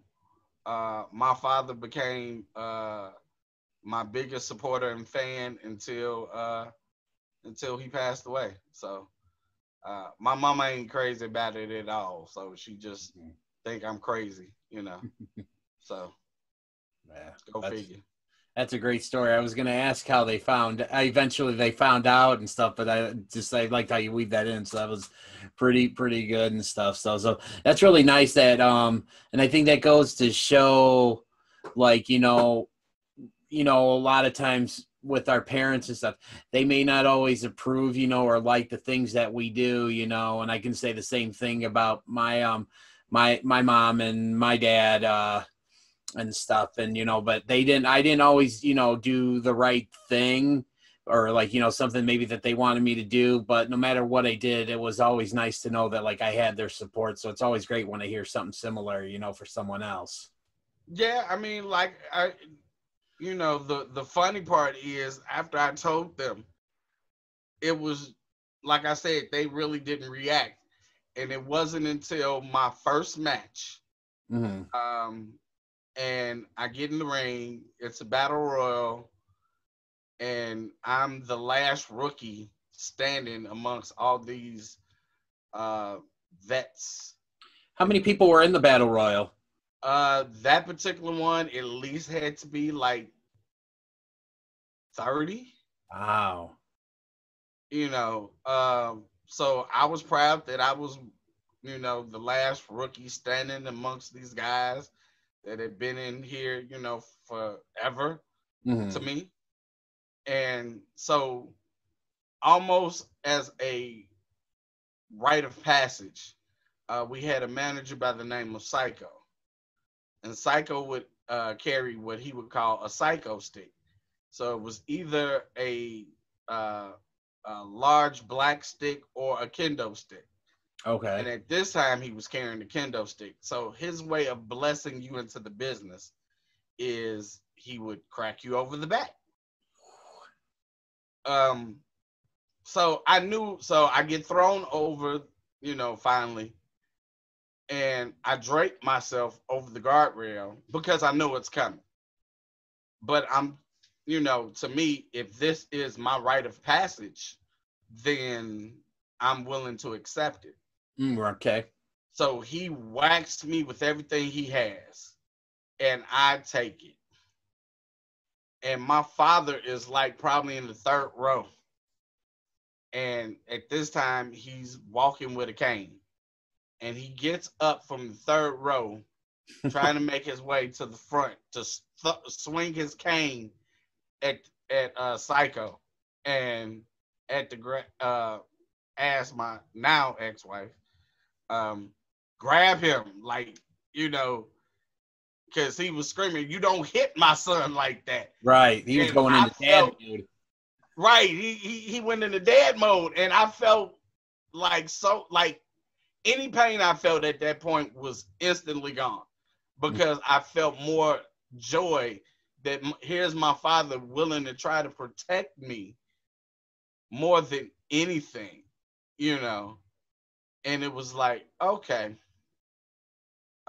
So my mother did that at another show, which I think after those two instances, she kind of like just got numb to it all. And it, you know, unless, you know, I come home, you know, with a broken bone or, you know, I got blood squirting down my face, she don't care. So, you know, it's just what I do now. Yeah, and I'm kind of with you on that because, like I said, doing this podcast, I've gotten to meet, you know, really kind of gotten a chance to get to know a lot of the guys, you know, from CCW. You know, I had John Bullard on my third episode. I've had, you know, CCW superstars. I've had Garrison Creed, Jackson P. Larkin. I just had C-Red on, and just, it's really given me an even more of an appreciation for what you guys do, just because, again, I gotten to know the men behind the characters, and just the one word that I take from every interview I've done is that each and every one of you has been very passionate about this business. Well, you're getting great guests. The names you mentioned that's part of the core of, I think, what makes CCW as good as it is. John Bullard is a visionary. You know, he's unlike anybody I've ever really worked with, because he's always moving forward. He's got a very much a big picture mentality. So that's how you get a guy that's partnering up with Elevate Pro in Louisiana and, you know, some of the lucha federations in Mexico. You know, he's spreading out to make open channels of travel, you know, for, you know, wrestlers to travel and work in different places. And it creates a unity in this business, kind of like the old territory days in a strange way. He's also got us involved with Fight, Amazon Prime. So, you know, he's a guy that's always looking at the bigger picture. Then you take a guy like Garrison Creed, who is a legit soldier, and he wrestles like he's in a combat zone. And his story is so visceral and so incredible that you just feel glad to know who he is. And, you know, Jackson Larkin hasn't been in the business for a long time, but nobody hits with that concrete fist harder than Jackson does. I sat at ringside for 3 hours, and I can attest to that. So you've had some really good guests. And C-Red, well, that speaks for itself. C-Red has been around 18 years.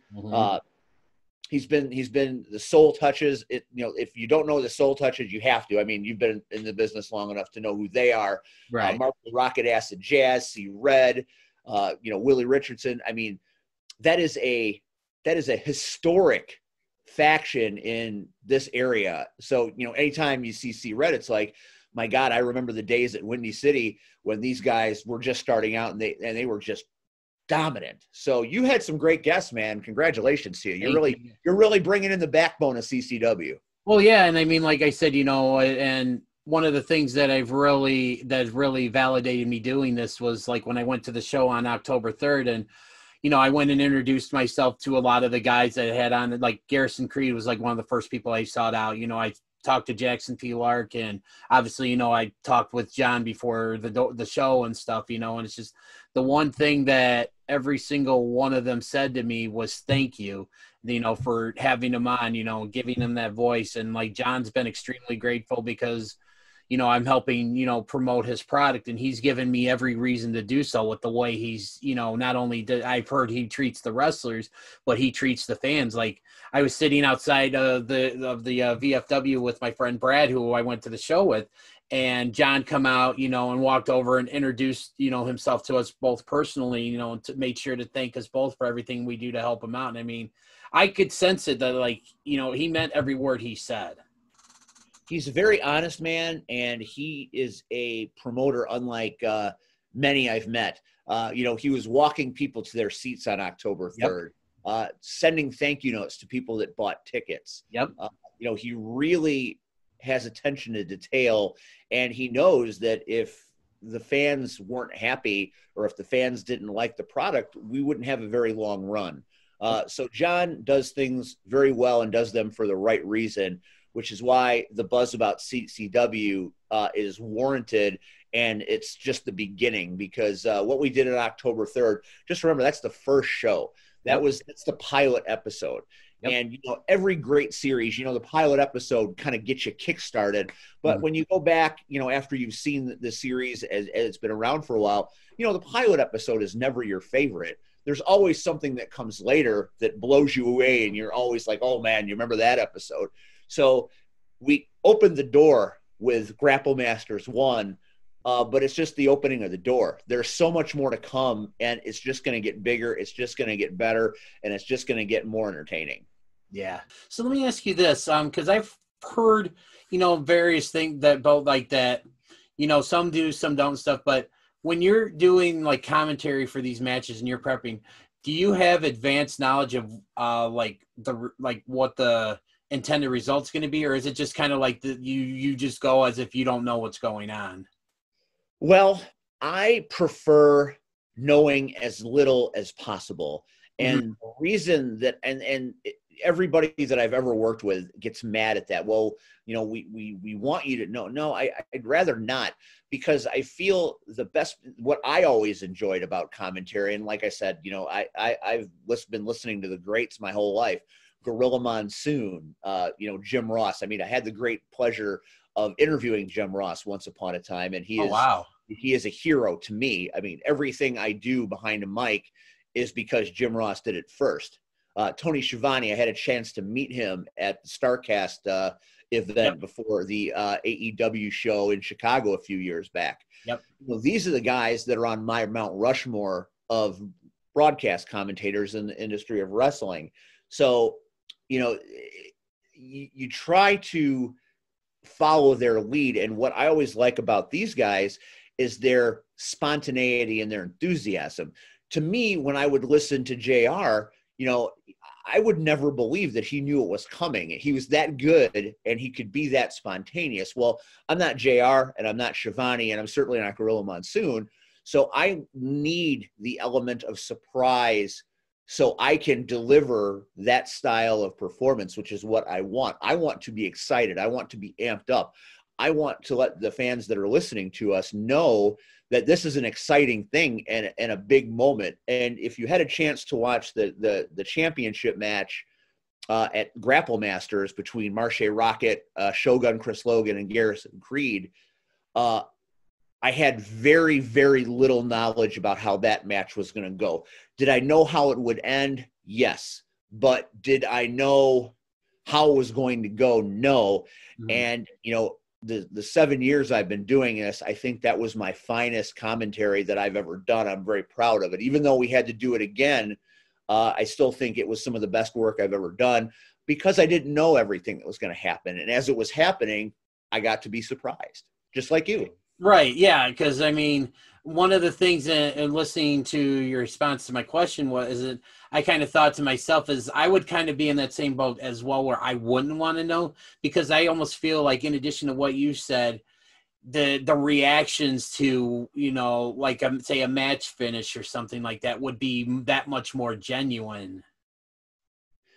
And you're absolutely right. And the best example I can think of when it comes to that is Jim Ross and Jerry Lawler had no idea that The Undertaker was going to throw Mankind off the top of the Hell in the Cell through the table. There were two people in that building that knew that was going to happen, and some medical staff, so they were in position. That was a very guarded thing. So when they did it, and you hear JR and you hear Jerry Lawler call that match, when that happens, that is some of the most organic, spontaneous reactions to what you're witnessing, which was something that had never really ever been seen before in that format. So that's what draws me in, and that's where I'm always trying to be. I always want to be that excited to put something over the way they were that night, because that's the greatest call I've ever heard in wrestling. So one of the things that I wanted to ask you about, because this is actually something I was just made aware of when I recorded with Steve Arendt.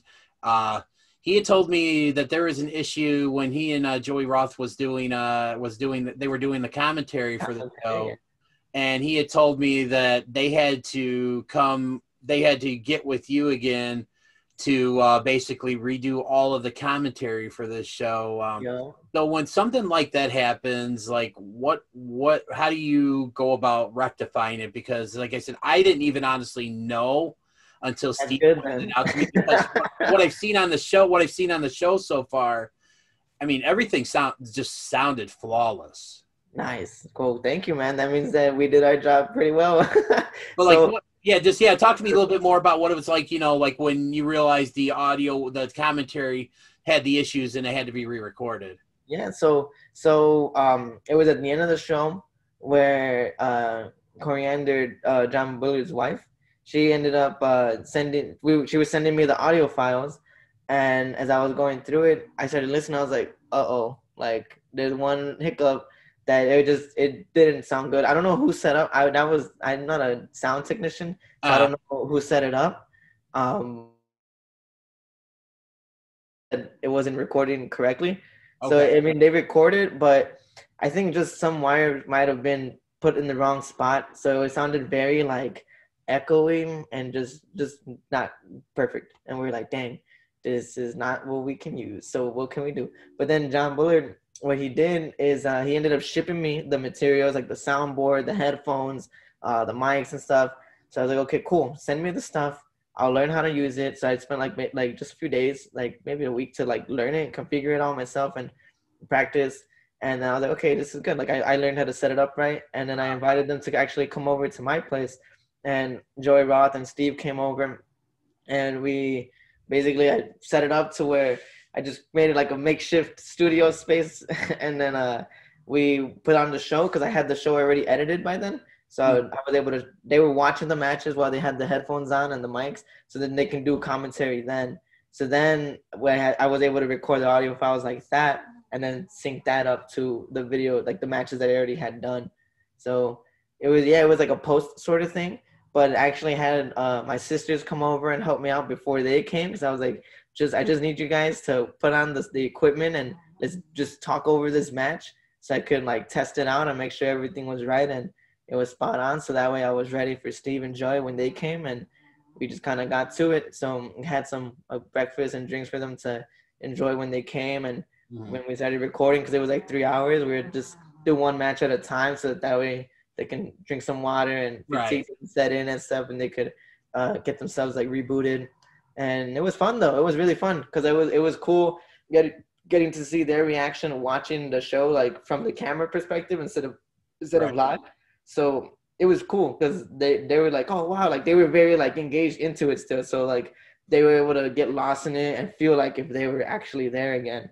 And then what was also I think beneficial from what they told me was that when you're there live, sometimes they might miss like a move or a certain angle or something. So being able to see it from multiple shots kind of helped them like articulate more stuff that was going on. So it ended up working out at the end of the day, it all worked out pretty well. And if you guys can't notice it when you're watching it, then that's perfect, because you're supposed to just get lost and you guys are getting lost. So that's great. Well, yeah, it's like I said, like I had no idea. And then like I'm talking with Steve and he's like, I'm going to let you in on a little secret. And then that's when he told me, and literally, I'm going, my mind, like it sounded great. And I mean, and that, so now was it when John came to you and, wanted you to do this, the filming of the show and stuff like that.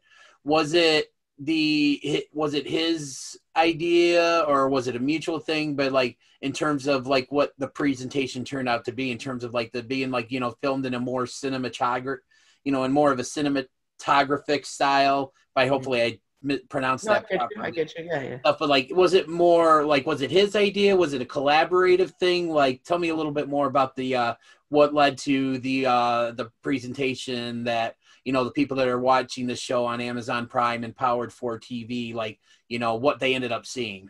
Yeah, so he had got an idea of how I was able to shoot and how I made the shows look.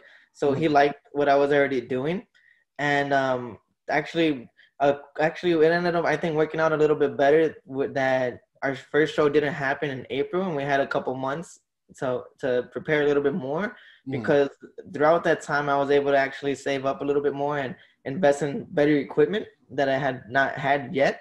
So I was then it was a C3 wrestling show where I just went. I talked to Chris and I had asked him, can I come and record some stuff? And I just want to test out my equipment.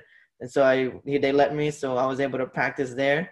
And I was like, okay, this is like great. This is like what I wanted. So with my new cameras and my new equipment, I was able to practice on that show. So I had an idea of already what I wanted to do for CCW.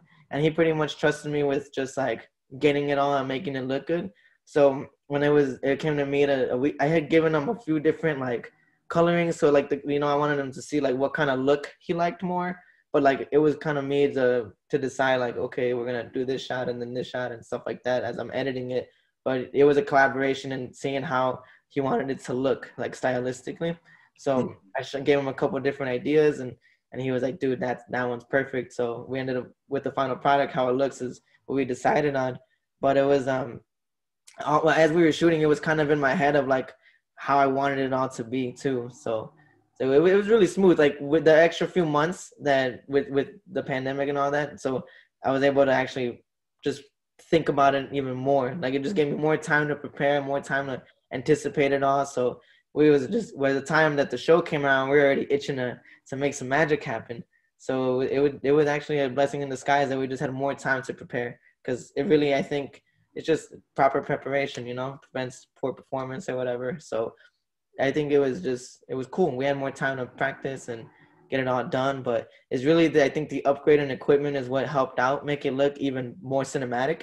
Because before, when I first started, I was just using my iPhones and I would have them on stabilizers and I would just change the setting on the iPhone to where like you couldn't really tell that it was an iPhone because it was stable and the shots looked really smooth, and how I would edit it and I would put like a LUT on it to make it look a little different. So I was able to get all that practice. So then when I got the new stuff, it was just like a whole different feel, but I already knew like what to do basically. I was just doing the same stuff just with better equipment. So I think that's what really kind of just improved the quality of the show as well. Awesome. So speaking of C-Red, how did you hook up with him? Like, how did you run into him in the business? That's well, I think it was CTW had they do a year-round show, like a big show. A lot of companies do that, which was called Destiny, and it was the first one. They brought in the Soul Touchers, right, and I was teamed up with somebody that I wasn't supposed to be teamed up, which they said they wasn't going to team us with, but we just stuck with it and we made our own thing. His name was David Desire. Okay. And we had a tag team match against them, and the whole premise of the match was my partner was supposed to turn on me from a mistake that I made that cost us the match, basically. Okay. And then he was finna take me out, and then Soul Touchers ran in and saved me, basically. So that was a whole split, but that was the time that I had actually met C-Red. I didn't really get to talk to him much, but that was the time that I met him. And then I think like a couple months later, the booker of CTW, I think, talked to Red and told him that they starting a group and they wanted him to, basically be the manager or whatever. And you're right. And from what I was told, I was actually supposed to be in another group. I wasn't even. That's the funny part about the ARC. I wasn't supposed to be in that group. Okay. It was supposed to be somebody else. I was face at the time, and they was trying to get me to do gimmick or something that they had planned, or what the owner had planned, which to me wasn't me at all. Okay. I'm like, man, I can't. I'm not comfortable with doing it. You know what I mean? I don't want to do nothing I'm not comfortable doing, because then it's gonna suck. Right. And it'll reflect on your performance in the ring. Right. So I guess they just said, just turn them heel. And the night that I turned was the night that, ARC was basically born. So, with John Hudson. Yes. Renee Van Peebles, C-Red, and then Aaron Xavier was the original, 5 or whatever. So, and then it's from there. It was just like, well, now we're here, and it's just, it's just us. But from that moment of us, I think it was like 2016 from then. From till now. So C-Red's really, they've been there since that day. Right. So So obviously you've gotten to know C-Red over the years, and like you said, in the time that I spent with him on my show, you know, I even told this to him. I felt like I went from doing an interview to chatting with a really good friend, and that was just in the span of about an hour and a half. I mean, tell me, like, I mean, is C-Red seems like he's such a good guy, you know. Oh yeah, that's my dog, man. Yeah, and just like, I mean, I just kind of want to know, like, I mean, how much what does he mean to you? Because obviously you guys have been together for a while. What does he mean to me? C-Red is like, I ain't trying to get all emotional or whatever, but that's my brother, man. Like I think I think when we actually was doing shows together at CTW, he would always try to give us advice about, you know, just go out there and basically enjoy it, you know. Have fun, basically, you know. Don't try to, you know, don't just get discouraged in what you're doing or whatever. Just basically focus. You know, if you hungry, you actually want to do this, then actually put your best foot forward. But he means a lot to me. Like, like I said, he like a big brother to me, man. That's the best way I could put it. Like, the extra brother in my family. So that's. Yeah, everybody call him Uncle Red. I call him Bro. You know, that's my brother. So yeah. Yeah, and that was in the conversations I've had the past couple weeks with CCW owner John Bullard, because he and I talk quite a bit on Facebook and stuff. He's actually the one that told me. I think he first told me, or you know, he talked about that as well too. And then when I had C-Red on my show, he talked about that, and it's just, to me, that just really just speaks to what kind of person he is that, you know, people feel that comfortable with him that they call him, you know, Uncle Red or whatever and stuff. Yeah, it's really cool.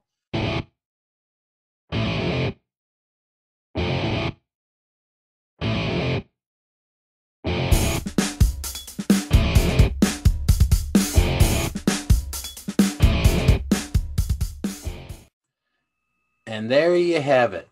That is the year 2020 on What Do You Say with DDJ. Thank you to each and every one of my guests for taking time out of their days to do this show with me. Thank you to all of you who continue to listen and support the show. Don't forget, this show, along with all future episodes of What Do You Say with DDJ, can now be found under where you get your podcast at. Just type in Pro Wrestling Junkies. This show is part of the Pro Wrestling Junkies Pod Squad. Not only will you, when you type that in, will you find episodes of What Do You Say with DDJ, you'll also find episodes of The Junkyard, which is a show that I do with my friends Spencer and Jovan. Got lots of great things in store for you in the next year, so don't go anywhere, because we've only just begun. And to all of you who will be going out and celebrating, please drink responsibly, have fun, be safe, and Happy New Year. And once again, thank you for your support. And be sure to tune in next week for the season premiere of What Do You Say with DDJ. Thanks.